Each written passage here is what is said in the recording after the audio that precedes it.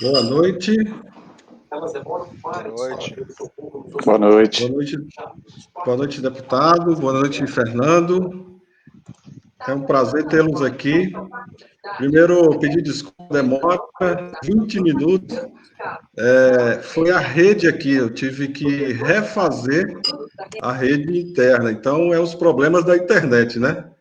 Então, quero desejar uma boa noite, bom dia, boa tarde. Essa live vai ficar à disposição das famílias, dos autistas.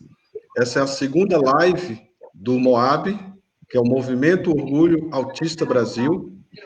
Nós temos hoje intérprete de Libras, que é a professora Andréia, mas ela teve um probleminha e vai demorar a entrar. E mais em respeito aos nossos ouvintes, nós decidimos antecipar. Então, quero aqui agradecer a disposição do deputado Leandro Graz, quero agradecer aí o Fernando Cota, presidente do MOAB, por essa nossa iniciativa de informar as famílias dos autistas e os próprios autistas, o que a nossa Assembleia, a nossa Câmara Legislativa está fazendo lá, né?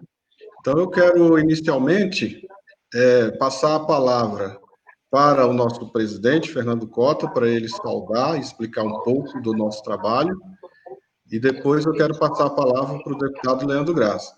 Presidente Fernando Cota, com a palavra, se apresente ao público e diga um pouco do MOAB. Olá, tudo bem? Mais uma vez um prazer muito grande estar aqui com vocês, com todos vocês, que na maior parte das vezes são pessoas que estão lutando aí pela melhoria da qualidade de vida das pessoas autistas e dessas famílias dessas pessoas. E um prazer muito grande hoje estar aqui com o deputado Leandro Graz, que tem se colocado à nossa disposição, e com quem a gente pretende trabalhar muito ainda. O Movimento Orgulho Autista Brasil completa 15 anos, agora no dia 18 de junho, Dia Mundial do Orgulho Autista, e é um movimento que busca a melhoria da qualidade de vida das pessoas autistas, das famílias dessas pessoas, através principalmente de políticas públicas, E com isso aí nós já conseguimos muitas vitórias verdadeiras para essas pessoas e trabalhando sempre nesse sentido de conseguir fazer com que as pessoas sejam mais felizes, obtenham a felicidade. E deputado Leandro Graz está sendo convidado a ser nosso parceiro agora aí, nesses 15 anos do MOAB, para a gente poder conquistar mais vitórias ainda para essas pessoas que merecem muito e que o Estado brasileiro ainda tem uma dívida muito grande com elas. Fernando, são 15 anos de MOAB, é isso? Quando? Dia 18 de junho agora, que é o Dia Mundial do Orgulho Autista, O Movimento Orgulho Autista Brasil completa 15 anos, desde 2005, a princípio um grupo menor de pais, só aqui de Brasília, na realidade começando aí uma divulgação, e a proporção que tomou, acho que ninguém imaginava que o movimento conseguiria tantas vitórias para essas famílias. Hoje nós temos leis nacionais, internacionais, locais, e o MOAB participou sempre muito delas, sempre com muita parceria, nunca ninguém faz nada sozinho, nunca ninguém fez nada sozinho, sempre com boas parcerias. Então, essa é a nossa luta, desde 2005. Isso, parabéns. 15 anos não é qualquer entidade, né, deputado, que está na ativa. Quero agradecer o Fernando por ter me convidado. Eu sou pai de um autista e ele me convidou para ser diretor jurídico. É um prazer, eu vejo muitas vitórias acontecendo. Meu filho hoje está com 16 anos no ensino médio, já passou no vestibular com 15 anos de direito, é um autista leve. E nós conhecemos o mundo autista através dele. E o MOAB nos trouxe nos abriu muita mente, nos fez aceitar e nos fez levar os direitos, né? Então, realmente, o MOAB tem história. Parabéns, Fernando, e é um prazer estar com você nessa entidade do MOAB. Quero agora passar a palavra ao deputado Leandro Graz, para ele se apresentar para o público, né? Deputado distrital, primeiro mandato. e ele é da Rede Sustentabilidade. Então, se apresente ao público, deputado, por favor. Obrigado, Edilson. Fernando, muita honra aqui estar com vocês. Quero saudar o trabalho do Moab, quero saudar aqui o trabalho de todas as entidades, associações, principalmente de famílias que vêm se dedicando a lutar pelos direitos das pessoas com espectro autista no Brasil, aqui no Distrito Federal de forma especial. Então é muito necessária essa luta, esse engajamento, essa atuação de vocês, e o nosso papel aqui é servi-los, né? Servi-los naquilo que é possível, seja legislando, fiscalizando, mediando situações, para que as políticas públicas elas possam de fato chegar a quem realmente precisa e é de direito. Então, só me apresentar, eu sou o Leandro Graz, vou fazer 35 anos daqui 2 semanas, sou professor, Edilson, e nessa minha pequena trajetória dentro da educação, um pouco mais de 15 anos, tive, inclusive, a oportunidade de experimentar e dividir o espaço de sala de aula com diversos estudantes autistas. Vivi com as famílias o desafio de dar o suporte pedagógico a todos eles e elas. Então, a gente sabe, né, que trata-se de uma condição que ela é muito variável também, como você falou, existem graus, níveis, condições diferentes do autismo, mas é preciso que haja sempre por parte, seja do poder público, também da iniciativa privada, né, na medida dos serviços que são ofertados, e essa compreensão. Acho que esse é o grande papel que a gente tem hoje, elucidar, romper a desinformação, né, combater a ignorância também que se tem muitas vezes em relação ao que é o autismo. Infelizmente, no Brasil, principalmente nas camadas mais pobres, onde há falta, às vezes, dessa educação e dessa informação, a gente vê ainda uma certa falta de compreensão por parte do que é o autismo, né? E também a falta de uma rede pública, especialmente na área da saúde, que dê suporte e que viabilize o diagnóstico para essas famílias. Às vezes, ainda há um entendimento de que o autismo se trata de uma outra manifestação, de uma outra situação, às vezes até confundida com questões espirituais, de ordem psicológica e outras. Então, acho que o nosso grande papel hoje é esse, é combater a desinformação e lutar para que as políticas públicas e os direitos das pessoas autistas, de fato, sejam garantidos. E eu tenho o maior prazer aqui de estar aprendendo com vocês. Desde o início do mandato, nós estabelecemos uma comunicação muito positiva com as entidades, com as famílias, com os cidadãos e cidadãs autistas do Distrito Federal, e começamos a ir atrás daquilo que era possível, né? Fiscalizar, principalmente, cobrar do governo, sugerir ao governo uma série de medidas. Tivemos êxito em algumas coisas, mas ainda há um longo caminho pela frente. Mais recentemente, nós estamos aí numa construção com a Codeplan para fazer uma pesquisa de levantamento de todos os serviços que estão postos no poder público, né, nas políticas públicas para as pessoas com autismo. A gente já intuitivamente sabe, né, Edilson e Fernando, que há pouca oferta, né, há um serviço insuficiente. Mas dado esse diagnóstico, comprovado cientificamente, esse diagnóstico, que a gente sabe que vai nos levar aí por uma insuficiência, vai ser possível justamente a gente encontrar os caminhos certos para reivindicar e para construir as políticas públicas. Então, esse é agora o nosso principal esforço, além lá da subcomissão dentro da Comissão de Assuntos Sociais, para tratar especialmente desse assunto. A gente tem feito várias indicações às diferentes secretarias, como Secretaria de Educação, Secretaria de Saúde, Secretaria de Mobilidade Urbana também, mais recente, uma indicação para que houvesse a sinalização nas placas, nos informativos da Secretaria de Mobilidade Urbana em relação à pessoa com espectro autista, né, porque geralmente se atribui as deficiências meramente a deficiência física, deficiência visual, outros tipos de deficiência, mas o símbolo, inclusive, né, agora tem passado a constar aí, inclusive em várias campanhas do governo e também em sinais, né, sinalizadores, que garantem ali, às vezes, o espaço, o atendimento prioritário às pessoas autistas. Então, o caminho é longo, mas eu acho que com a sociedade civil organizada, participando bem, nós teremos mais condições de avançar. Muito bem, deputado. Fernando, palavra com você primeiro. Muito bem, deputado. Assim, a gente primeiro agradece a sua disposição, né, de estar conosco aí. O senhor falou rapidamente aí sobre a subcomissão, né, da pessoa com autismo, né? Eu queria que o senhor falasse um pouquinho mais sobre essa subcomissão, né? Qual o papel que ela desempenha, além do senhor, quem faz parte, se esses membros eles só colocam o nome ou se realmente participam, e como é que é a participação da sociedade. Vai explicar para quem está nos assistindo agora pouquinho mais dessa subcomissão que nós temos o prazer de tê-lo lá como presidente, não é isso? Isso, Fernando.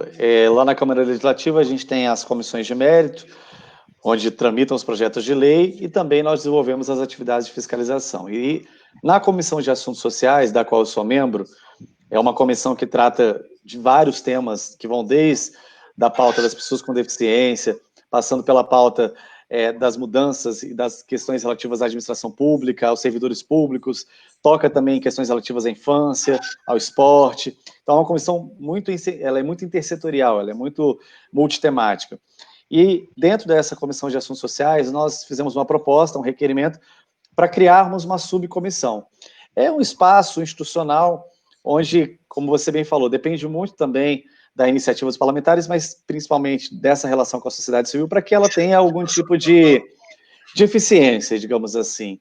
A gente criou, eu acho que muito para formalizar, para marcar, né, eu acho que muito para institucionalizar, demarcar o espaço dentro da Câmara Legislativa de um debate sobre as pessoas com espectro autista. Então, essa subcomissão, ela, na verdade, ela está aberta, ela é um espaço em construção permanente, com as sugestões da sociedade. Então, algumas dessas recomendações aí que a gente fez, inclusive esse diálogo de uma pesquisa com a Codeplan, nasceu um pouco dali, né? Tem, se não me engano, o deputado Yolanda e o deputado Martins Machado como membros também, mas eu acho que fica muito a comissão como um espaço a serviço e à disposição da sociedade para qualquer tipo de encaminhamento formal que seja necessário, um tipo de questionamento, algum requerimento de informação que a gente possa enviar ao poder público, e também para a gente manter ali, em decorrência da pandemia, ficou muito complicado, né, a gente dá ali seguimento às nossas propostas que estavam previstas para esse ano, de debates, audiências públicas, fóruns, seminários, que a gente quer realmente seguir, puxar ali por esta subcomissão. Mas é um espaço mais realmente para dar visibilidade e para mostrar à sociedade que a Câmara Legislativa, pelo menos a partir desses mandatos que ali se fazem presentes, tem muito interesse em fortalecer a pauta. Bom, muito bem, então. Quero desejar uma boa-vinda a Andréa Torquato, que acabou de entrar, que vai fazer a tradução em Libras. Só queria ver se... Deixa eu ver aqui. Vamos ver um local. Andréia, tudo bem?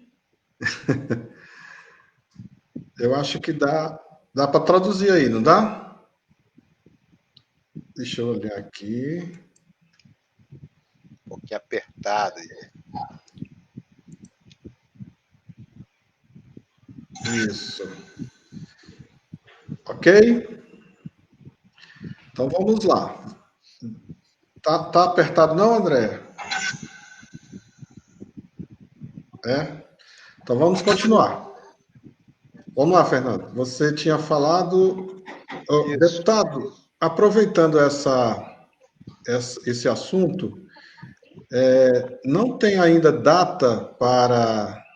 É claro que não teve como antes da pandemia, mas o senhor pretende fazer uma posse dessa subcomissão? Não foi feita ainda porque, conforme o senhor falou, são 4 deputados, não é isso, que fazem parte? 3, Edilson. 3, o senhor e mais 2, né? Martins e Yolanda, isso. Então, o senhor pretende fazer uma posse e vocês já aprovaram alguma indicação, algum documento em prol dos autistas do DF nessa subcomissão? Se reuniram? Como é que é?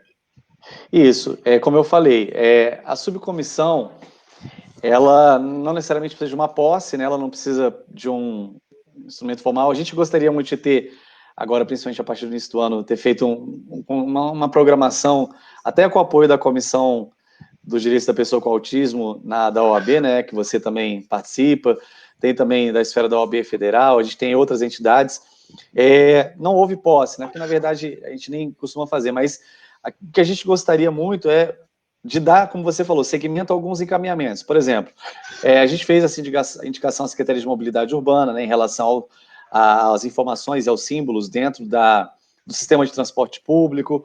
A gente fez, aí muito por parte do nosso mandato, esse encaminhamento agora com a Codeplan, né, o desenho dessa pesquisa, que muito em breve eles já vão nos apresentar o projeto final. Isso foi muito em decorrência também da subcomissão, da gente ter ali essa demanda posta. Então, assim, o nosso objetivo é, de fato, construir uma programação com a sociedade civil organizada. É muito parecido com o que a gente faz nas frentes parlamentares, né? Então, as frentes parlamentares, elas já são um grupo, né, a gente pode dizer, são grupos de deputados em torno de determinadas causas. A subcomissão, ela tem essa institucionalidade um pouco mais evidente do que as frentes, né? Então, é um espaço ali que está aberto, inclusive, a sugestões, a tudo que vocês quiserem encaminhar. Eu acho que é válido, é muito importante que assim que a gente passar essa pandemia, estabelecer um cronograma, né, estabelecer um calendário oficial de reuniões, de atividades formais através da CAIS, junto com vocês, para que a gente possa ter um pouquinho mais de resultados, né? Mas acho que o grande desafio que nós temos é esse, né? O da visibilidade do debate público. Já coloquei a comissão também, inclusive, à disposição para que a gente desenvolva um material próprio, um material informativo, e aí fico muito aqui a serviço de vocês, que a gente possa, quem sabe, desenvolver um material gráfico que possa ser distribuído nas escolas, que possa ser distribuído em espaços da área da saúde, da assistência social, para dizer à população, né, o que é o autismo, quais são os serviços hoje já existentes. Eu acho que esse é muito o nosso papel também. A gente fala de fiscalizar, não é só ficar ali apenas cobrando do governo, mas é também de propor, de estar atuando em parceria nesse processo de informação, de esclarecimento para a sociedade. Fernando, 9 anos de lei Fernando Cota, não é isso? 4568. Vamos aproveitar aí o deputado para... Parece que o Moab tem algumas sugestões de emenda, né? Mudar, porque foi aprovado em 2011, certamente algumas coisas mudaram, né? Então, vamos discutir essa coisa aí das emendas para a gente atualizar a lei, na verdade. Nós estamos em 2020, né, deputado? Certamente tem algumas emendas e vamos aproveitar aí para o público conhecer essas inovações e ver se o deputado tem condições de nos ajudar nessa nossa renovação da Lei Fernando Cota. É uma lei de 9 anos, né? Uma lei grande aí, mas eu queria, antes da lei só, como o deputado lembrou aí, com muita propriedade dessa questão da pandemia que nós estamos agora, queria lembrar só de duas questões que eu não queria deixar passar a pandemia, e infelizmente aí nós não sabemos até quando vai, né, deputado? Nós temos duas questões assim que estão preocupando muito essas famílias, que diz respeito à saúde, que eu já queria ver se a gente podia, de repente, daqui já fazer algum encaminhamento, vou ser bastante breve, mas uma é em relação à questão dos protocolos em hospitais para as pessoas com deficiência e autistas, principalmente. Por quê? Se aventou aí em alguns lugares que nos protocolos essas pessoas, quando porventura tivessem que fazer uso, por exemplo, da UTI, não poderiam ter direito a acompanhante. E aí isso é um problemão para a gente, porque meu filho, por exemplo, tem 22 anos e ele é severo, ele depende de acompanhamento, depende para fazer uma série de atividades. Nós tivemos casos de outras pessoas aqui, uma com paralisia cerebral, eu soube aqui em Brasília, e tivemos uma lá no Rio de Janeiro, com autismo, que vieram a óbito e quando entraram na UTI foram proibidas, os pais foram proibidos de entrar e reclamaram, pediram uma UTI humanizada, e isso de certa forma mexeu com todo mundo no Brasil para que a gente pudesse tentar alguma coisa. O Moab mandou ofício aí para os ministros da saúde, acho que chegou a mandar para o Tait, para o Mandetta antes, os dois saíram já, mas enfim, oficiamos também aí alguns outros órgãos, secretário, governador, para que fosse pensada essa questão da UTI humanizada para essas pessoas, né? E a outra questão que nós temos também aí, em decorrência dessa situação da pandemia, além desse protocolo que já deixa a gente preocupado, é que ainda nos protocolos em que porventura tivessem que escolher, né, entre os números de equipamento, números de leitos, de ventiladores que tivessem disponíveis, as pessoas com deficiência seriam das primeiras descartadas, o que eu acho só um absurdo completamente. Mas eu queria que o senhor falasse se a gente já poderia fazer, através, quem sabe, dessa subcomissão, algum encaminhamento nesse sentido, se for preciso o Moab, já estou provocando aqui como Moab, mas se for preciso fazer uma formalidade, a gente faz essa formalidade também, via ofício. Queria que o senhor falasse rapidamente aí sobre isso, para a gente começar então a falar da lei. Legal, Fernando. Importante lembrar da Lei Fernando Cota, né, a Lei 4568 de 2011, que é uma lei que estabelece diretrizes para as políticas de atendimento à pessoa autista, aqui no âmbito do Distrito Federal. Então, lembrando, é uma lei distrital. Eu acho que depois da lei a gente teve alguns pequenos avanços, apesar de não estarmos no lugar onde queríamos, mas eu acho que o fato da gente ter conseguido aí, pelo menos, né, estabelecer um CAPS, né, que é o CAPS 1, mais orientado ao segmento autista, a gente ter conseguido na própria atenção primária, através das UBS, alguma medida também de atendimento mais especializado, a gente ter o COMP, né, que é o Centro de Orientação Médico-Psicopedagógica, a gente ter também o Centro Especializado de Reabilitação, né, do CEAL, a gente tem o Adolescentro, o Hospital da Criança também, houve uma certa maturidade, um certo amadurecimento, principalmente na área da saúde, em relação ao necessário tratamento que tem que ser dado às pessoas com espectro autista. Eu acho que isso tem muito a ver com a lei, né, de 2011, mas realmente ainda muito pela frente. A educação também eu vejo que conseguiu desenvolver espaços, metodologias, os próprios professores nesses últimos anos têm se dedicado muito na formação continuada a compreender melhor. Agora, como você falou, Fernando, existem situações nesse momento de pandemia que requerem uma compreensão do poder público, né, sobre a necessidade de você abrir exceções, mesmo com toda a exigência sanitária. Então, por exemplo, a questão das UTIs. Existe uma lei minha lá de 2019, a Lei 36366, que é justamente para estabelecer o atendimento humanizado nas UTIs, né, garantindo o que a gente chama de visita ampliada ou visita estendida aos acompanhantes. Mas, diante da situação da Covid, as UTIs estão em situação total de isolamento, né? Até a lei, ela abre essa possibilidade de uma exceção em decorrência de situações atípicas, como é o caso, mas eu acho que sim, há condições, principalmente no caso de famílias cujo paciente é um autista severo, e aí você cita o seu testemunho, em que sim, a gente talvez consiga não deixar aquela pessoa ali sozinha, né? Digo sozinha só com a equipe profissional de saúde. A gente tem condições aí de garantir o equipamento de proteção individual para um familiar que seja, pelo menos, né? Eu me coloco aqui totalmente à disposição, acho que vale a gente fazer de cara uma indicação pela subcomissão e começar a trabalhar isso, um diálogo mais estrito com a Secretaria de Saúde.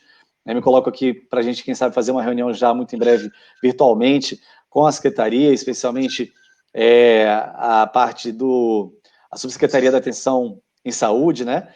Para que a gente veja um caminho. É muito complicado, né? A gente sabe que as pessoas com espectro autista, especialmente severas, elas não têm como estar ali solitárias, né? E eu não sei ainda, a gente não sei se vocês até têm esse número, quantos autistas no DF foram infectados até o momento, quantas famílias vocês já tiveram conhecimento, mas a gente já tem que prever essa condição e essa situação. Então, eu acho muito importante essa observação que você está trazendo, é algo que a gente já precisa construir, e há ferramentas alternativas para que isso aconteça.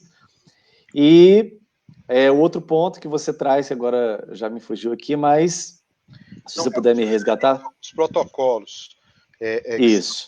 que colocam as pessoas autistas, se por acaso chegar a essa questão das UTIs, dos leitos estiverem lotados, cheios, aí o médico tiver que escolher, já de cara já elimina os autistas, as pessoas com deficiência. Isso até questão ética é complicado. Exatamente. Falar isso. Os protocolos, eles são construídos pelo Ministério da Saúde, né, e a Secretaria de Saúde, elas implementam esses protocolos. E então a gente vai precisar de uma construção um pouco mais avançada, no sentido de tentar estabelecer esse contato, né, e a gente pode ativar as bancadas federais aqui do DF, as bancadas também dos partidos com os quais a gente tem um relacionamento um pouco mais próximo, porque isso é realmente muito importante, o que você está trazendo é o que às vezes na compreensão macro, né, do que está se passando, as pessoas não percebem essas particularidades. Então, cada vez mais na nossa sociedade, né, na medida que a gente vai entendendo a diversidade, as políticas não podem ser generalistas, né, os protocolos não podem ser generalistas também. Há situações particulares que têm que ser consideradas, e eu acho que o das pessoas com deficiência é, de fato, muito importante nesse momento de ser pensado para que a gente tenha conforto, dignidade e o atendimento certo para elas.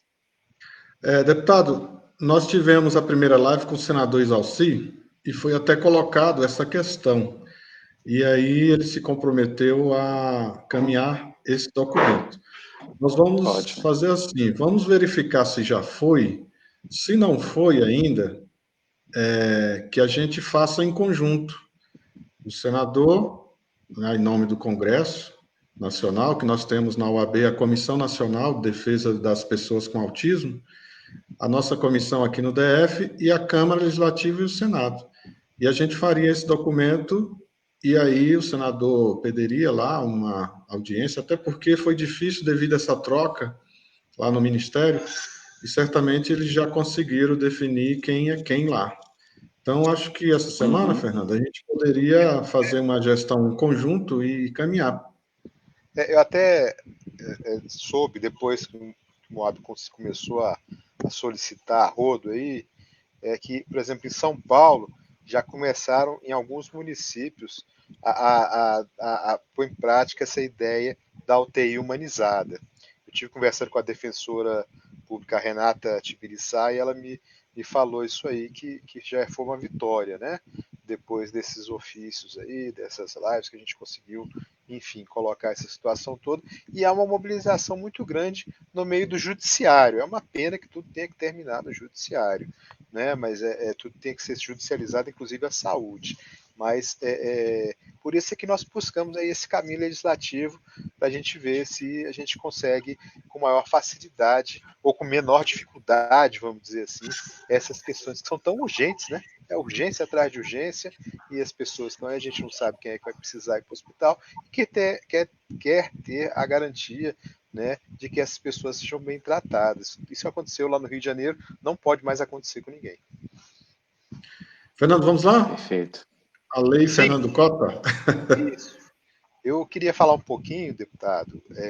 Tenho muita honra, né, de ter sido uma das pessoas que participou aí dessa lei, e o ego inflamado quando, né, tem o nome dessa lei, as pessoas, como o senhor fez aí agora, muita gente me fala, gente que eu nem conheço, né, vem me falar, puxa, meu filho está estudando foi aceito na escola e graças à sua lei, para uma conversa com, por exemplo, o diretor que não sabia, ou a própria justiça, e conseguiu isso, e uma série de situações eu fico muito satisfeito, muito honrado com isso, e faço questão de dizer que não foi só eu que estava nessa luta, talvez naquela oportunidade, pela condição que tinha, eu de fato fui um dos que mais trabalhei nesse sentido, mas não foi só eu sozinho, ninguém faz nada sozinho, né? Foi um grupo principalmente de pais, de mães, que lutaram muito para que isso viesse a ser uma realidade. E é como o senhor falou muito bem, já colocou, muita coisa foi melhorada, mas muita coisa ainda precisa, né, a gente precisa trabalhar nesse sentido.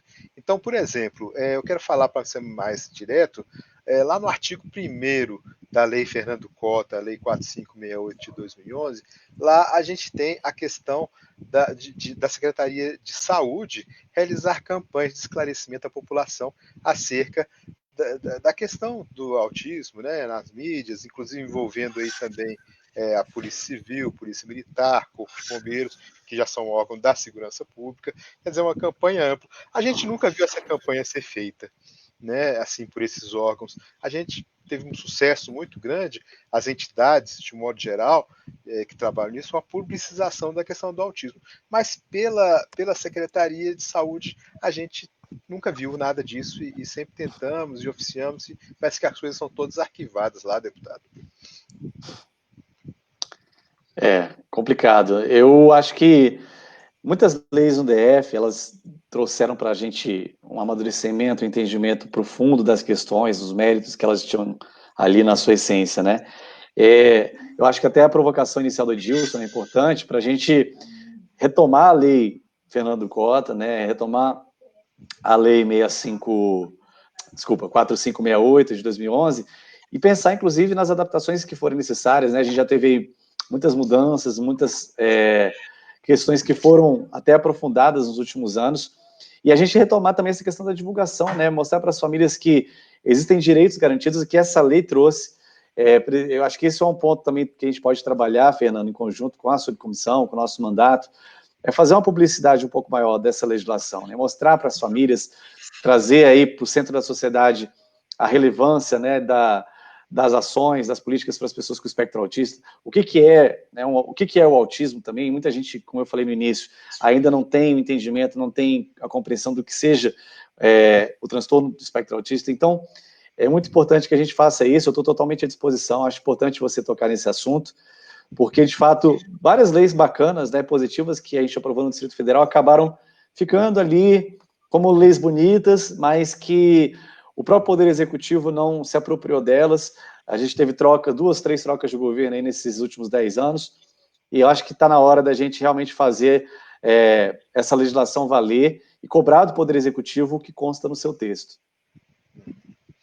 Ali ainda ou melhor, no artigo 2º, inclusive, a gente precisava de envolvimento da Câmara Legislativa para a gente modificar. Essa legislação valer. Ali no parágrafo 5º, número 5, né? Criação de um centro de atenção psicossocial, CAPS. Isso era na época da lei, que estava ainda falando dos CAPS, a gente tentava buscar um CAPS exclusivo para o autismo, que não foi realidade, e era uma situação ainda assim que dava para arrumar na época, você tentava arrumar o CAPS, e hoje já se tem o conceito claro de que CAPS não é lugar para autista. Né? Então, assim, a gente trabalha hoje com a ideia de centro de referência, com a clínica escola, que está muito avançada nesse sentido, na qualidade de vida dessas pessoas. Então, a gente tinha que tentar, deputado, uma alteração na lei, aí, no que diz respeito a essa questão do CAPS, a gente modificar, atualizar isso aí, para criar um centro de referência. O que o senhor acha disso? É possível? É possível. Toda lei vigente ela pode ser alterada na sua redação, né? Você pode propor sempre um projeto de lei alterando uma redação vigente.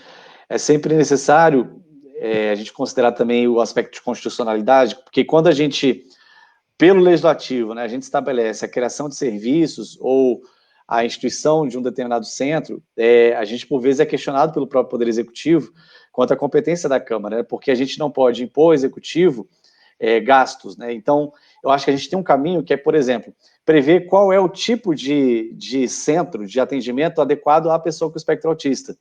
Então, acho que muito na redação dizer assim, ao invés de criar o centro de referência, o atendimento especializado às pessoas com espectro autista se dará através dos centros de referência especializados, alguma coisa nesse sentido, para que a gente não tenha depois o veto e aí todo aquele problema que derruba o veto e entra com a ADI e a gente não chega onde quer chegar. Inclusive, eu acho que a gente pode fazer uma costura com a própria Secretaria de Saúde, como a gente teve a sinalização do próprio governo, o Edilson e o Fernando devem saber dessa sinalização, houve uma promessa, inclusive, do governador na campanha, de encaminhar, né, esse centro de atendimento especializado, centro de referência, para os autistas do Distrito Federal. Então, acho que a gente tem que também ir atrás para cobrar que isso aconteça. Há recursos, a gente tem também a disposição dos parlamentares de aportar emendas, a gente conseguir estruturar esse espaço, né, e transformar esse espaço num espaço de atendimento contínuo.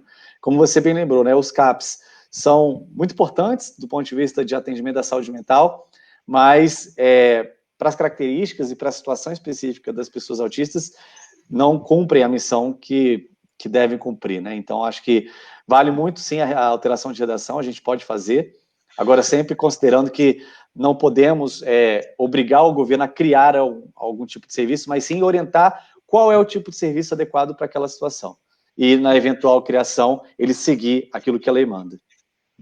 Deputado, teve o então candidato Ibanez, quando era presidente da OAB, ele que foi o idealizador dessa comissão que hoje eu estou presidindo. Então, o tema autista ele conhece bem. Inclusive, foi na época dele presidente e o doutor Severino Cajazeiras vice-presidente que a gente transformou a subcomissão de autistas, que era a subcomissão da comissão da pessoa com deficiência, e aí nós criamos a comissão própria. Então, o próprio Ibanez, então presidente da OAB, que foi o que referendou isso. Depois, o doutor Juliano Costa Couto, ele continuou com a comissão, e agora, doutor Délio Lise Silva, continua também com a comissão. A gente está lá presidindo. E o atual governador, ele realmente prometeu, tirou foto, assinou documento dizendo que criaria o centro de referência. Inclusive, seria lá na residência oficial, um centro de atendimento a pessoas com deficiência, incluindo os autistas. Mas a gente viu que isso não vai acontecer. Nossa ideia seria um próprio em alguma cidade do DF, e aí, com a ajuda de parlamentares, aí colocar emenda no orçamento para criar. Numa conversa, numa live com o deputado Iolando, ele até se comprometeu e falou bem de você lá da comissão, do senhor lá na subcomissão, e a gente, depois da pandemia, ou durante a pandemia, a gente fazer uma aliança desses parlamentares, e tem em Ceilândia o Marcos, que é da Regional de Ensino, ele se propõe a ter um próprio e a gente fazer um laboratório ali. Nem que for para atender uns 10, 15 autistas, começar. O senhor toparia entrar nessa nossa luta? Como Com é que está? certeza. Com certeza, Edilson. Yolanda é uma pessoa que tem feito um trabalho importante no segmento das pessoas com deficiência. Inclusive, hoje existe uma secretaria no GDF, muita decorrência dessa demanda do próprio Yolando, né, e de outras pessoas que demandavam, que exigiam, né, um espaço específico para essa população. Então, sim, com certeza, na medida que a gente tiver um projeto, né, que o governo tiver um encaminhamento e demandar orçamento, a gente não vai se furtar de qualquer maneira a contribuir, assim como a gente tem feito hoje várias ações pelas OSCs, né, pelas entidades da sociedade civil, as organizações da sociedade civil, a gente também está super disposto a colaborar com o governo na estruturação de equipamentos, né, e é fundamental que isso aconteça. A gente já está aí na segunda década do século XXI, outros países já estão muito à nossa frente, né, já compreenderam, já estruturaram suas redes de apoio, e o Brasil ainda a passos lentos, apesar de toda a luta das famílias, e aqui eu quero saudar de modo especial todos os pais, as mães, os responsáveis, e os próprios cidadãos autistas, né, que também são ativistas, são militantes dessa causa. E apesar de tudo isso, pouco, eu vejo muito por parte do executivo, pouco se avançou, né? A legislação, ela se aperfeiçoou, eu vejo tanto na legislação federal quanto na legislação distrital, um conjunto de passos importantes. Mas eu acho que no desenho da política, na construção de serviços, na estruturação dos equipamentos, pouco a gente teve. Então, eu acho muito importante, na medida que a Secretaria de Saúde ou outras secretarias tiverem esses projetos desenhados, com o apoio de vocês, a gente vai fazer todo o esforço, convidar os colegas. Eu acho que isso não pode ser, inclusive, uma pauta de 1, 2, 3, 4 deputados. A Câmara Legislativa tem que abraçar isso, tem que se envolver diretamente. Muito bem. Fernando? Ótimo. Muito bom, deputado. A gente tem que realmente fazer com que essas pessoas entendam de uma vez por todas que isso não é, na realidade, política partidária, não. Né? Isso é uma política também, não é uma política ali do governo que está trabalhando aquilo também, não. Né? Isso é política de Estado. Né? Isso é política. Tem partido político, não tem partido político. Na realidade, todos os partidos políticos deveriam abraçar essa causa, né, como o senhor muito bem colocou, porque é uma causa que beneficia essas pessoas que precisam, né? O senhor sabe que até hoje tem gente, volta e meia a gente vai atrás de gente que está encarcerada, sabe? Ultimamente tem uma mãezinha que faz parte do grupo de pais também, que a gente participa, e ela estava colocando para a gente uma questão aqui no entorno de Águas Lindas, de um menino que ainda vive lá, passa o dia inteiro na sua cama, passa o dia inteiro lá sem ter absolutamente nenhuma terapia, sem ter absolutamente nenhuma forma de contato, parou até de andar. Ele passa deitado, não é por deficiência, não. termina que adquire outras deficiências, porque faz. Então você vê um estado de abandono absurdo, deputado, que isso pesa nos meus ombros, sabe? Quando eu ouço falar dessas histórias e a gente consegue ajudar de uma forma ou de outra, muito paliativa, né? São formas que o Estado tem que entrar realmente de forma ativa para poder reverter essa situação e dar uma qualidade de vida melhor, não só para essa pessoa, mas para essa família. Né? Então, eu assim acho que é um dever mesmo, e eu acho que, se não me engano, os deputados também podem não só trabalhar com a criação e elaboração de leis e projetos, mas também fiscalizar o cumprimento disso, não é, deputado? Perfeito. Muito no Brasil a gente fala da função legisladora do parlamento, que é fundamental, né? A gente ir adaptando a nossa legislação, aí aperfeiçoando o nosso arcabouço jurídico, mas eu, particularmente, Fernando, tenho me esforçado muito mais nesse aspecto da fiscalização. Não para ficar só apontando equívocos, né? Equívocos do governo, porque quando a gente fiscaliza, na verdade, a gente está dando uma grande contribuição para melhorar a política pública. Não é uma fiscalização sistemática, é uma fiscalização programática.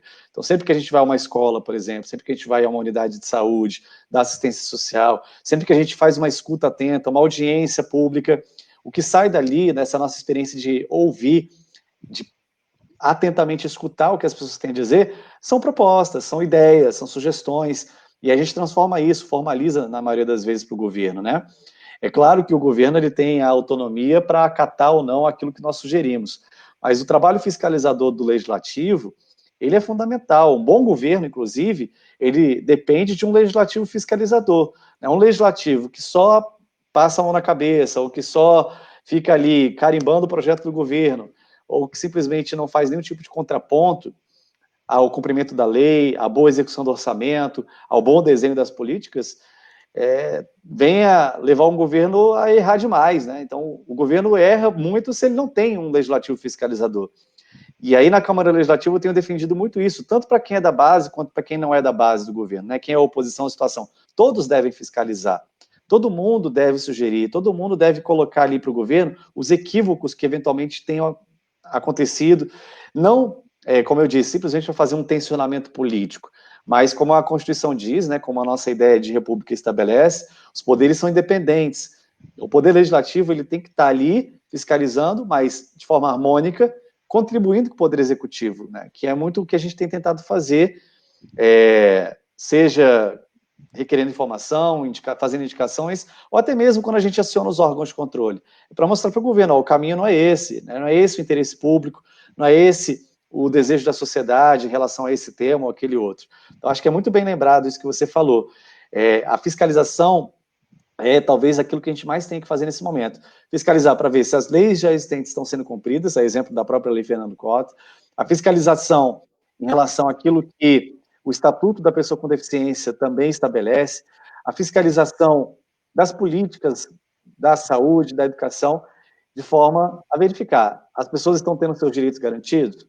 Ou a lei, aliás, é uma letra morta? Então não adianta fazer lei se a gente não fiscaliza a execução delas, né? Acho que você destaca aí um ponto muito importante, e um bom legislativo fiscalizador, ele precisa estar em diálogo permanente com a sociedade, ouvindo o que as pessoas têm a dizer, ouvindo os segmentos. Quem tem o conhecimento de causa, quem tem a maior legitimidade para demandar e apontar os caminhos, é a própria sociedade. O representante, ele é ali uma ferramenta de defesa do interesse público. Então, se a gente não tiver nessa comunicação, nesse contato permanente, até mesmo nós, legisladores fiscalizadores, vamos errar. É preciso que haja essa consideração do papel da sociedade civil. Não existe democracia e nem poder público eficiente e efetivo sem interlocução com as pessoas, sem ouvir as famílias, sem ouvir o cidadão. Perfeito. Você está sem som, Edilson? Pronto. Desculpe. Olha só, tá chegando. Eu tirei o som porque tá chegando algumas mensagens aqui e tem perguntas. Eu vou fazer umas aqui, depois passo novamente para o Fernando. O Cláudio de Samambaia pergunta aqui se o senhor tem algum projeto de lei tramitando a favor dos autistas e se o senhor colocou legislatura algum orçamento para alguma política pública para os autistas. Ele é pai de um menino de 3 anos, em Samambaia. Muito boa pergunta, obrigado. Como é que é o nome do nosso amigo aí? Desculpa, É Edilson. Fernando, de Samambaia. Meu xará. Perfeito, Fernando, obrigado. Bom, eu acho que até, como a gente colocou anteriormente, né, o que a gente precisa fazer hoje é fazer as leis valerem. Então, hoje não temos um projeto de lei específico tratando as pessoas com espectro autista. A gente tem, na Comissão de Assuntos Sociais, aprovado projetos que tocam, em geral, as pessoas com deficiência. Até mesmo aprovamos recentemente, homologamos o ICMS, a redução de ICMS para as pessoas que têm deficientes na família, né, para que elas possam comprar o automóvel com preço reduzido. A gente tem aprovado todas as medidas também que vêm do governo no sentido de facilitar e dar mais suporte para as pessoas com deficiência de forma geral. Agora, especificamente as pessoas autistas, não há hoje nenhum projeto de lei meu, nem de outro deputado, pelo que eu saiba, orientado a isso. O que temos lá muito é sugestões, né? Temos várias recomendações ao governo, temos o questionamento também de algumas políticas, de alguns serviços essenciais. O nosso mandato, no ano passado, destinou mais de 3 milhões de reais para as escolas públicas.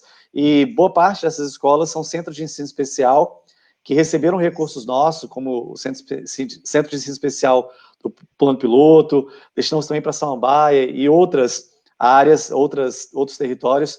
Esse ano também a gente está colocando recurso de emenda em todas as unidades da educação precoce. A educação precoce, ela é um programa da Secretaria de Educação que atende crianças de 0 a 3 anos, com diversas dificuldades, desafios, condições cognitivas, às vezes em decorrência de uma deficiência em si, ou às vezes em decorrência de um nascimento prematuro, ou outras situações. Então, hoje o programa Educação Precoce, inclusive, ele é considerado um dos 24 melhores programas de educação do mundo, foi premiado recentemente, e nós estamos aportando recursos no PEDAF, né, que é o Programa de Descentralização Administrativa e Financeira, que é o dinheiro que a gente consegue colocar na escola para compra de material, para a reestruturação física, para o aperfeiçoamento das condições de trabalho dos professores. A gente está colocando dinheiro em todas as unidades educacionais do Educação Precoce, que atende várias famílias que têm crianças já diagnosticadas com autismo.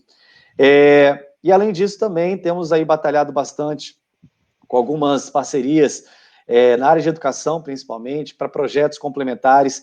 A gente fez uma atividade no ano passado, que foi a jornada literária, e várias escolas de ensino especial com crianças autistas tiveram ali a oferta da jornada literária, que é uma atividade de fomento à leitura e à escrita para as crianças. Então, a nossa atuação tem acontecido mais na linha da educação, tá? Da educação para as crianças com deficiência de forma geral e abordando, obviamente, as crianças autistas da nossa cidade.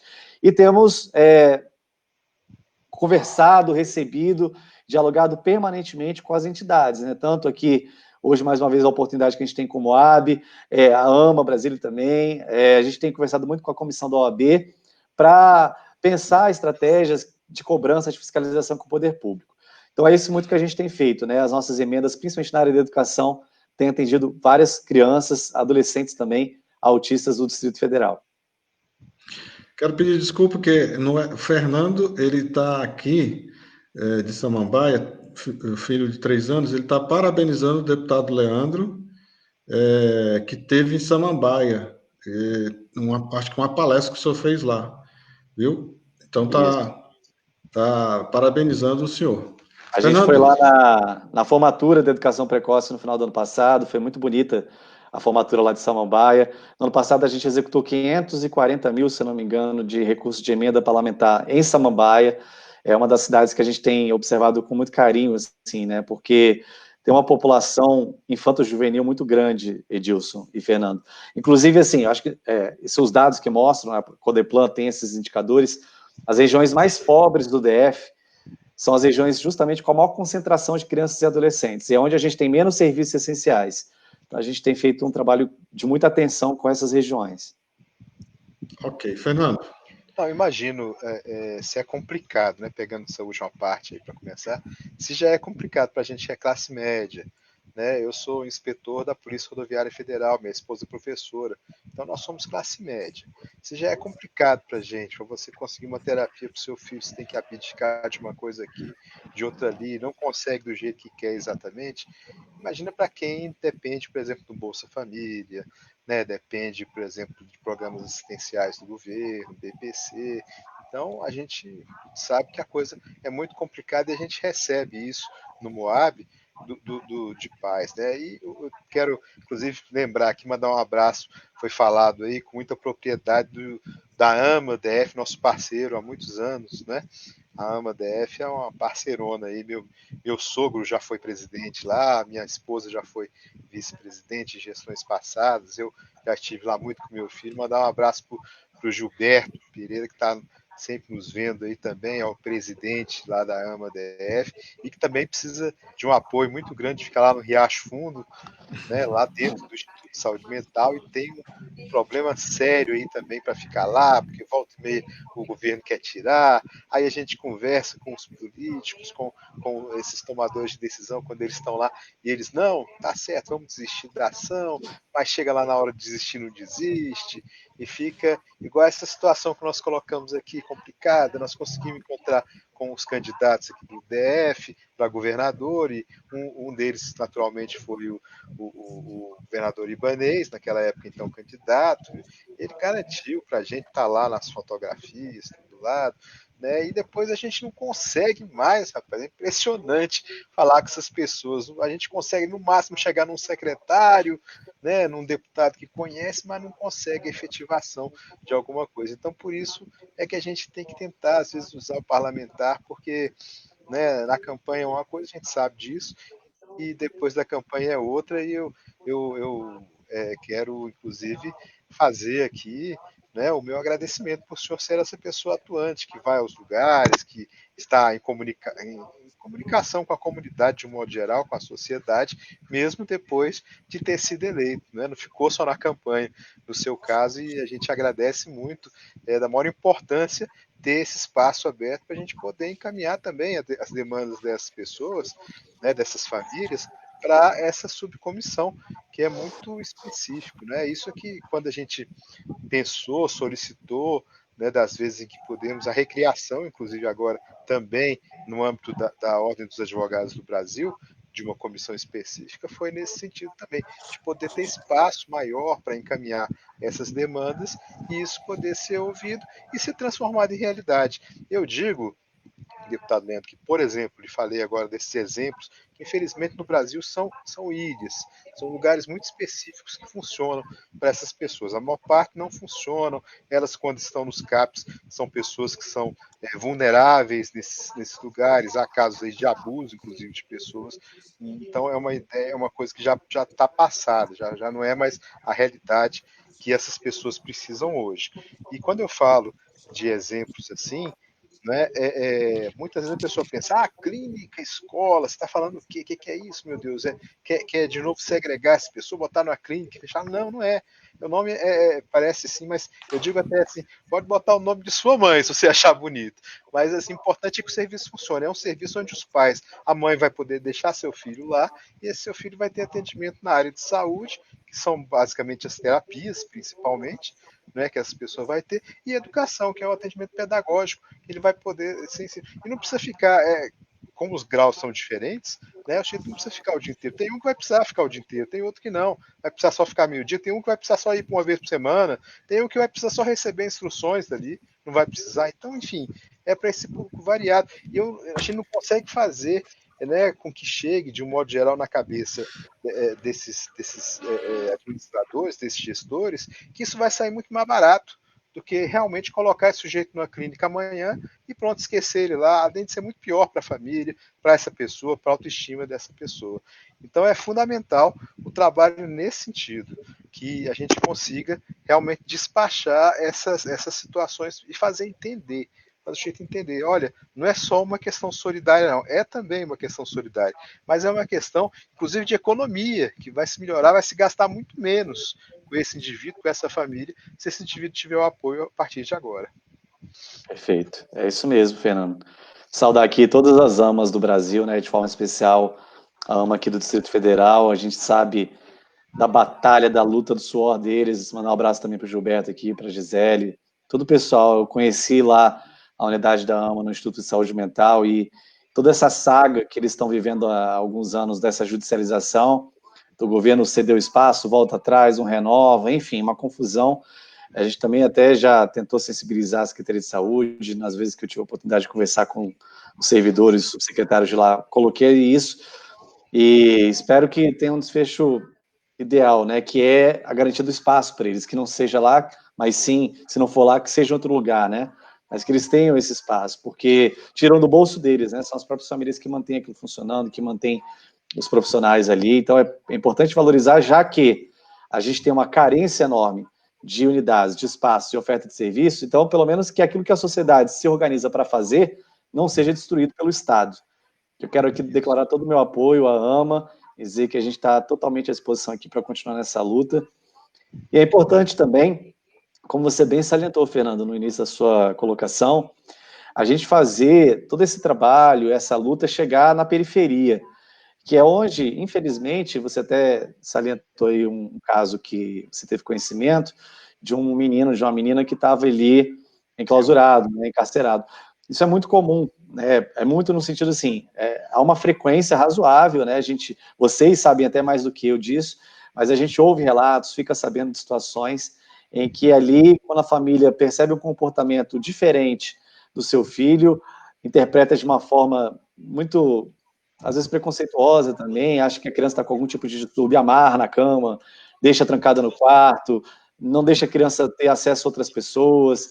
Eu acho que levar essa questão, a partir da informação, da educação para a periferia, viabilizar o diagnóstico, né, cada vez mais precoce, cada vez mais cedo, para essas famílias, é muito importante mesmo. Por isso que, assim, eu tenho muito orgulho aqui falar desse programa da Secretaria de Educação, que é um programa dos professores, até pouco tempo sem muita visibilidade. Quando a gente conheceu o Precoce, eu fiz total questão de levar isso lá para a Câmara, a gente fez uma audiência para tratar da educação precoce. Esse é um, dentre vários outros projetos que existem na Secretaria de Educação. E que hoje, por incrível que pareça, né, é na escola pública onde a gente está tendo o melhor tipo de tratamento, de atendimento para essas situações. Então, eu acredito que realmente tem que haver um esforço da gente enraizar esse trabalho na periferia, que é onde as famílias não têm condições, não têm informações, os serviços são mais precarizados, e dar o mínimo de dignidade para essas crianças, adolescentes e adultos também, que até hoje, por vezes, podem ser que sejam tratados de uma forma muito injusta, muito discriminatória, pela condição que têm, né, por serem autistas. Ok. Fernando, nós já estamos quase no final. Precisamos que você coloque aí para o público. Nós temos aqui 192 pessoas alcançadas agora, e depois nós vamos deixar essa nossa live à disposição das famílias, conforme nós falamos. Então, assim, eu gostaria de que você colocasse aí para o deputado, para os nossos ouvintes, quais são aí dentro da Lei Fernando Cota, qual é a prioridade aí da mudança, né? Que nós temos nacionalmente a Lei 12.764, 2012, e temos a Lei Brasileira da Inclusão, que é a LBI, 2015, fora o protocolo internacional, né, das pessoas com deficiência que o Brasil é signatário. E a Lei Fernando Cota é importante. Nós temos até em Águas Lindas, deputado, um vereador que apresentou um projeto de lei que garante, no âmbito de Águas Lindas, direito dos autistas. Foi aprovado na Câmara de Vereadores. O prefeito Wildo sancionou, já está valendo. Inclusive, amanhã nós vamos fazer uma live com ele vai explicar isso, até porque nós estamos aqui, uma das cidades mais próximas do DF é Águas Lindas. Então, aquele povo basicamente vive por aqui. Mas nós temos que garantir as leis lá, né? Então, por isso nós vamos fazer essa nossa live. Então, gostaria sim, Fernando, de que você fosse um pouco mais direto, né? Algumas mudanças propostas para todos conhecerem, e depois a gente fazer gestões lá com o deputado Leandro Graz, e a gente, o mais rápido possível, tramitar isso e inovar, né? Renovar e inovar. Com a palavra. Eu acho que a gente precisa tirar, né? A lei fez agora no mês de maio, 9 anos. A gente precisa tirar muito do papel, né? Eu dei um exemplo aí da questão da publicização, né? A lei, o deputado até lembrou, eu disse que meu filho tem 22 anos, e o deputado lembra sempre a gente tem o costume de falar criança autista, né? E essas pessoas crescem.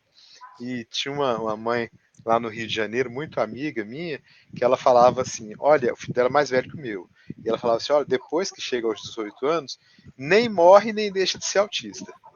Entendeu? Ele continua sendo autista e se tiver visto, se não tiver sofrido algum acidente, alguma coisa, como nós também estamos sujeitos a sofrer, que não somos autistas, ele vai continuar sendo autista e vai ter necessidades também, né? Como já sempre tiveram necessidades especiais diferenciadas.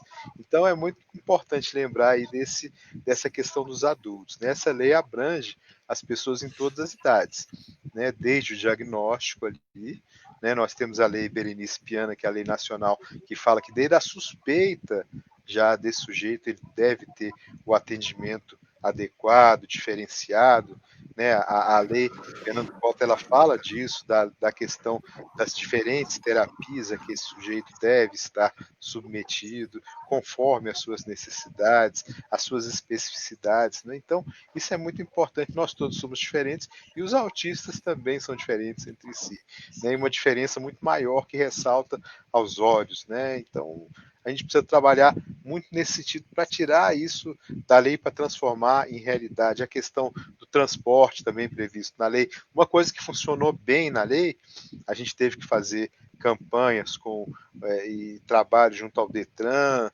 e ao DR nesse sentido, é a questão do estacionamento.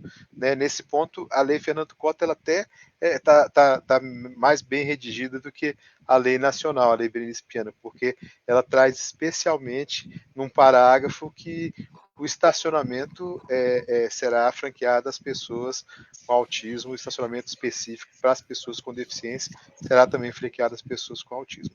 E nós temos um problema sério com isso, porque muitas vezes você encontra pessoas, isso já aconteceu comigo algumas vezes, e com outras mães também, que falam, olha, a gente saiu do carro e vieram em cima, mas vocês não são cadeirantes.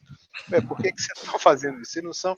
E a pessoa tem que explicar, né? Olha, às vezes tem que andar com a lei. Eu digo sempre assim, quando a gente tem a oportunidade de fazer a lei, a gente às vezes a gente não é uma entidade que não tem recurso, nosso recurso é por doações, né? Todos nós somos voluntários, eu sou inspetor da Polícia Rodoviária Federal, o diretor Edilson é advogado, a coordenadora Andréa Torquato é professora e assim vai, né? Então nós somos voluntários lá e a gente faz tira do próprio bolso e pede, né? Os deputados costumam virar de lado. Hoje eu estava vendo uma conversa ali que o Facebook me lembrou do deputado federal e ele falando, né? A verdade, mas brincando ali comigo, falando, a gente já quando vê o Fernando, a gente já vira para a esquerda, entendeu? Para fugir, já vê ele pedir alguma coisa para o autismo para a gente. E assim, a gente vive de pedir mesmo, e a nossa principal necessidade é essa de que hoje em dia é preciso criar um centro de referência que vai trazer todas essas demandas que a gente sonha alto, né? Se conseguir acertar lá no meio, já está funcionando. Né? O que não pode é ficar parado. Então, se a gente não conseguir, por exemplo, agora eu digo para 1.000 pessoas, para 500 pessoas, começa com 10, começa com 5.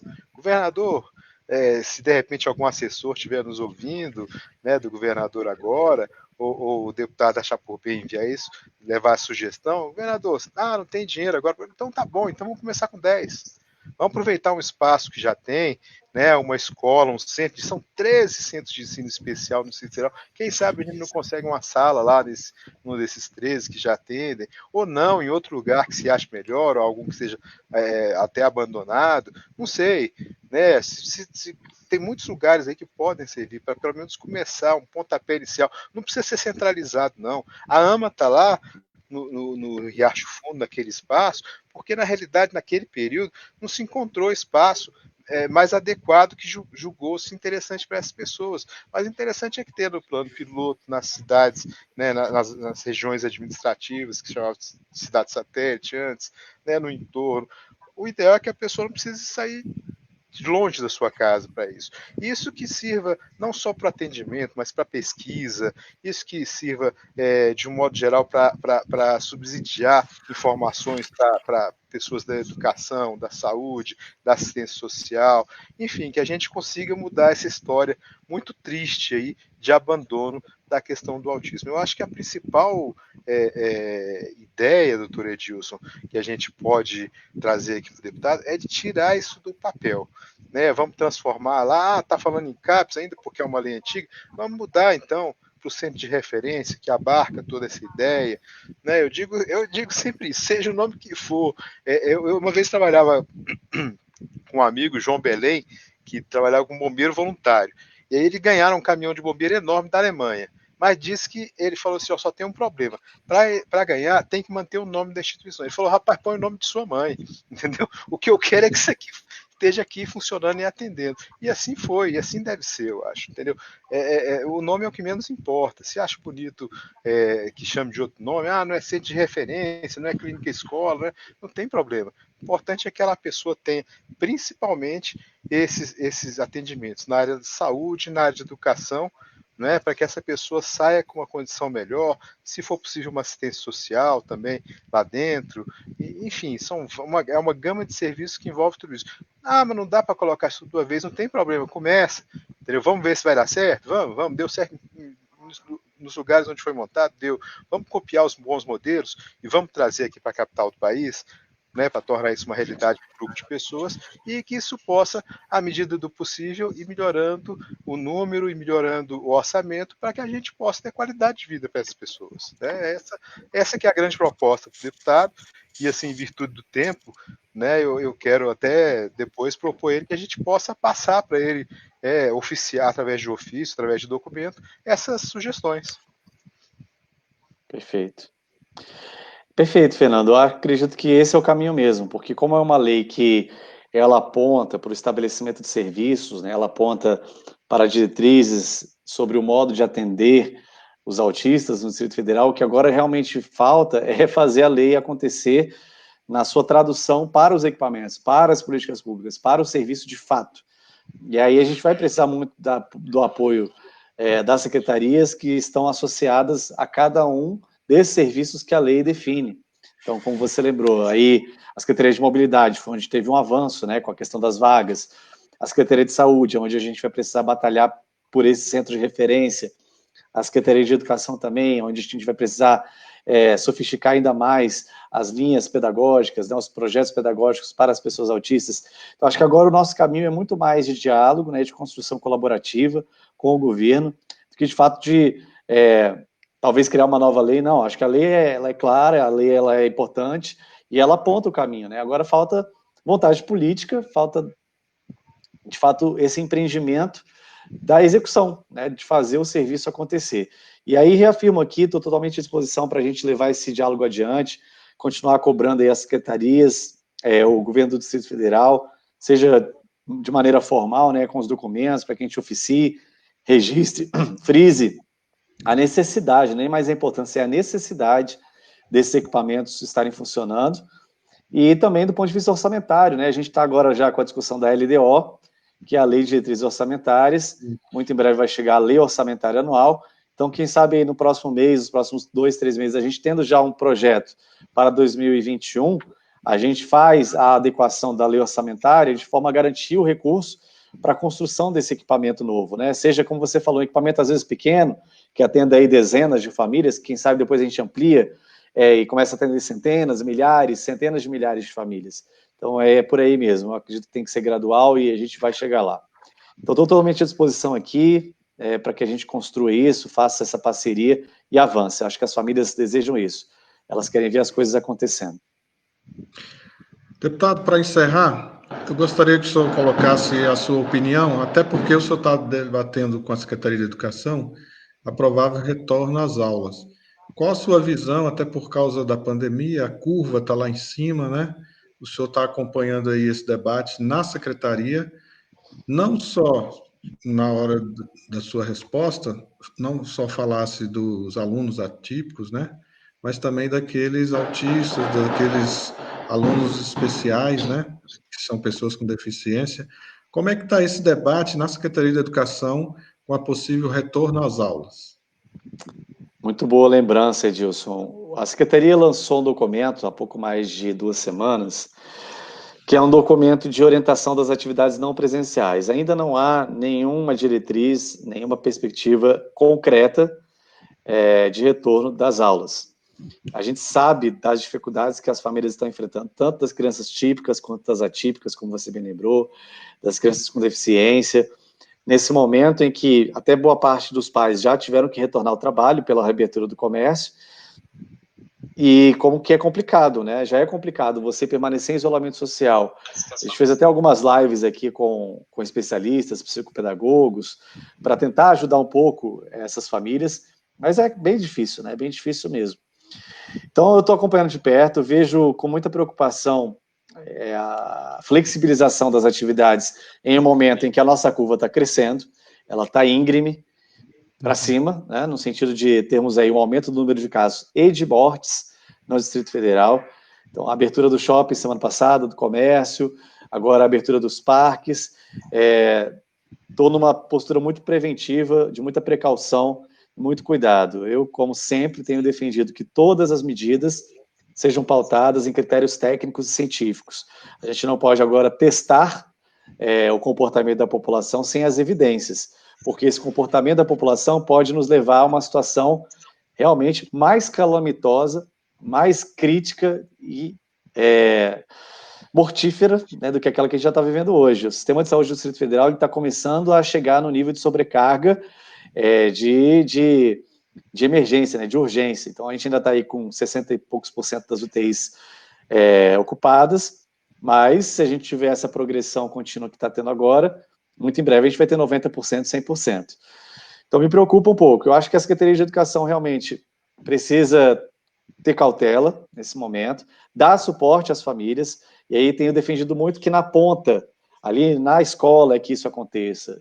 Eu tenho visto vários diretores, coordenadores, tentando se comunicar com seus estudantes, com os pais e mães, para ajudar, né, para orientar, não só no aspecto pedagógico, Edilson, mas também no aspecto da assistência. Nesse momento, aí tem famílias que estão passando fome, que estão com dificuldade de colocar comida na mesa. E eu tenho visto as escolas se mobilizando, né, como protagonistas dentro da comunidade, para garantir a alimentação dessas famílias, para garantir outras coisas que não apenas o aprendizado. Porque eu, até como professor, tenho uma visão que é a seguinte: para mim, pouco importa agora vencer currículo. Acho que a nossa última preocupação nesse momento é vencer currículo. A gente tem que vencer o vírus, a gente tem que vencer também a desinformação, a gente tem que vencer todas as dificuldades que as pessoas estão enfrentando. É uma oportunidade, inclusive, e aí pensando mais nos jovens e nos adultos, é uma oportunidade para fazê-los compreender o tamanho dessa crise, né? Suas variáveis científicas, políticas, econômicas, sociais e de valores. É o momento para a gente afirmar valores humanos entre nós. Então, essa é um pouco a minha perspectiva. Tenho conversado bastante com a Secretaria de Educação, tenho me preocupado muito também com as instituições privadas que estão sofrendo um baque financeiro agora absurdo, muitas vão ter que fechar as portas, então não é fácil, é um momento muito delicado e que vai nos exigir muita humanidade e muita responsabilidade. Então, espero aí que a Secretaria de Educação realmente tenha essa maturidade, essa compreensão de que as aulas, né, as atividades presenciais têm que retornar no momento em que a gente tiver total segurança para que elas aconteçam. Tá bom, obrigado. Agradecer deputado Leandro Graz, agradecer Fernando Cota, presidente do MOAB, agradecer a Andréa Torquato, que é professora, intérprete de Libras, e é também coordenadora do MOAB em Ceilândia.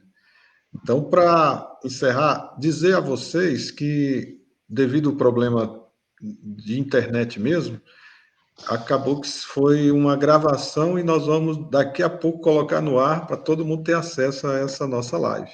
Alguns conseguiram, né, entrar aí, a gente está vendo vários colegas participando, outros no outro Facebook aqui, mas deu certo. Quero agradecer, mas antes passar a palavra para as considerações finais do Fernando, depois para o senhor deputado, para a gente encerrar. Fernando. Muito bem, quero dizer que é um prazer muito grande estar aqui mais uma vez, podendo falar sobre a questão do autismo, renovando as solicitações né? Eu tenho 52 anos, deputado, e estou nessa luta aí há muitos anos, né? Meu filho tem 22. O senhor tem quantos anos, deputado? Perdoe 35, quase. 35, quase. Vai fazer semana que vem, né? Que dia que é seu aniversário? Dia 15 de junho. Dia 18 de junho é o Dia Mundial do Orgulho Autista. Né? Vou Isso, pedir se o senhor puder fazer alguma certeza. saudar essas pessoas nesse dia em especial, né? Colocar lá na página da Câmara para essas famílias, né, que têm lutado, que precisam. A gente fala muito que toda família tem direito de sentir orgulho dos seus filhos e que muitas só vão conseguir se tiverem de fato o tratamento adequado, se tiverem, né, as terapias específicas precocemente, na maioria das vezes, né, disponíveis para os seus filhos. Né? Então, vou pedir para o senhor falar isso para essas mãezinhas, para que elas não desistam. Eu sempre falo, mãezinha, você que está aí agora nos assistindo, você não desista do seu filho. Você busque onde essa pessoa vai poder ser de fato atendida melhor, onde, se você não conseguir falar lá com o seu município, com o seu prefeito, com o seu secretário de saúde, busque uma associação local, busque se unir, se não existir, com outros pais com problemas, com situações semelhantes, né? Então, enfim, busque políticos, né, como no caso dos municípios, vereadores, no caso dos estados, os deputados, aqui no Distrito Federal, né, nós temos os deputados, essas pessoas que vão poder, né, aqui no Distrito Federal nós temos uma subcomissão para os autistas. A gente precisa divulgar isso mais, viu, deputado Leandro? Conte com o Moab como seu parceiro aí, tá? Para a gente divulgar. Nós temos o maior interesse que as pessoas conheçam essa subcomissão, conheçam o seu trabalho também lá. E o Moab está à sua disposição também. Vai incomodá-lo muito ainda, né? Eu tenho certeza disso. Mas é uma luta do bem, é o bom combate. Né? Então, nós temos essa função aí de a gente que teve, de alguma forma, uma situação. Eu acho que a gente ser classe média nesse país é até privilegiado, e a gente que tem alguma condição melhor, a gente tem que, de fato, trabalhar para aqueles que são mais necessitados e que precisam, sim, dos serviços públicos, que precisam que isso esteja à disposição. Deputado, muito obrigado. Mais uma vez, muito obrigado, doutor Edilson, a participação. Professora Andréia Torquato, eu agradeço muito a participação, e principalmente daqueles que estão nos ouvindo e dessa mãezinha que ouviu nossa palavra agora e que não vai desistir, não. Qualquer coisa, ela vai lá na subcomissão das pessoas autistas da Câmara Legislativa do Distrito Federal. Muito obrigado. É isso aí. Deputado. É isso mesmo, Fernando. Assina embaixo tudo que você falou.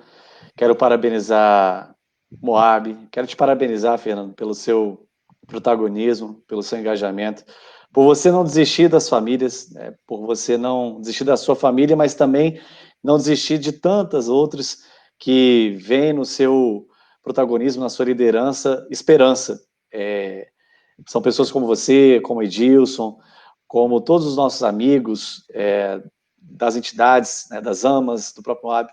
É graças a essa vanguarda, né, que não é fácil, né, essa capacidade, essa coragem de estar ali sempre correndo atrás dos parlamentos, sempre atrás dos governos, esse ativismo, que é um ativismo em defesa da dignidade humana, né, porque quando a gente fala da defesa dos direitos das pessoas autistas, a gente não está falando de nenhum tipo de privilégio, a gente não está falando de nenhum tipo de segregação, nenhum tipo de oportunidade específica, a gente está falando dos direitos, porque a nossa sociedade é plural e cada pessoa, cada condição, cada segmento tem necessidades específicas, né?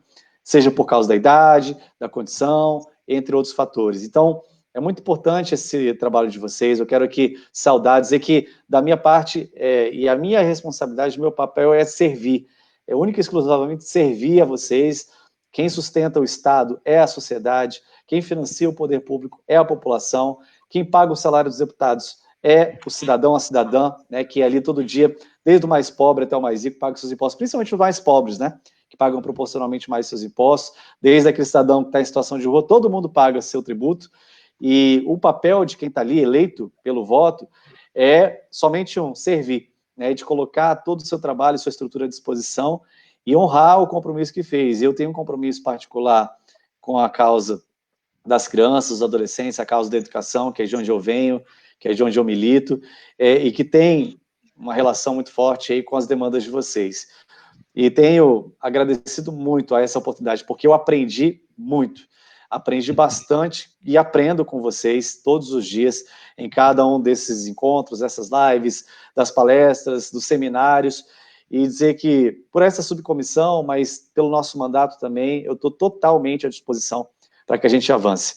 E dizer que, assim como você lembrou, para as nossas famílias não desistirem, os pais, as mães, os irmãos, todos e todas, não desistam, continuem lutando pelos seus direitos, por mais que a luta seja árdua e às vezes ingrata, porque a gente se esforça, a gente se movimenta e não alcança às vezes aquilo que a gente quer, é preciso lembrar que o nosso trabalho não é apenas por nós, é também por aqueles que ainda virão, por aquelas gerações que ainda vão nascer, por aqueles que nem existem. Então não tenham dúvida de que as sementes plantadas agora vão render frutos, vão nascer, vão crescer. Então, muito obrigado pelo convite, Edilson. Foi um grande prazer agradecer a Andréia, que fez aqui a tradução em Libras para nós, com muita generosidade, com muita competência, e agradecer também a todos aqueles que servem, colocam seus dons a serviço da inclusão, da dignidade e da garantia dos direitos das pessoas. Foi uma honra conversar com vocês e vamos seguir em frente. Vamos seguir em frente. Agora nós vamos pedir para vocês, nós vamos fazer aqui uma foto. Essa foto vai ser divulgada, tá, nas redes. Então vamos lá. Preparados? 1, 2 e... Isso. Deputado, muito obrigado.